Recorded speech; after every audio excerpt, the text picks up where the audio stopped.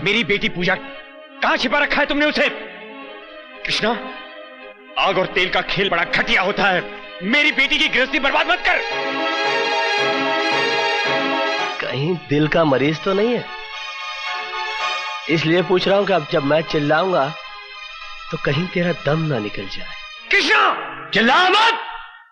ये सवाल मुझे तुझसे पूछना चाहिए था कि मेरी पूजा कहां है, मगर मैंने तुमसे पूछा कि तुमने उसकी शादी किसी और से क्यों कर दी? चाय की खेती करने वाले अमीरजादे, जितनी तुम्हारी साल भर की कमाई है उतने रुपयों के सर्फ और साबुन से मेरी हवेली के फर्श धोए जाते हैं।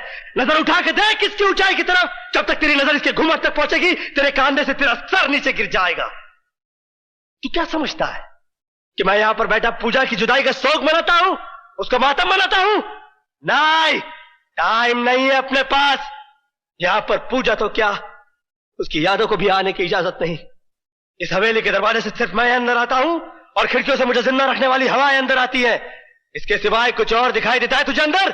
ठीक है, ठीक है कृष्ण प्रसाद, मैं जा रहा हूं, लेकिन याद रखना, अगर मेरी बेटी के भागने का सबब तू है तो तेरे लिए बहुत बुरी बात है।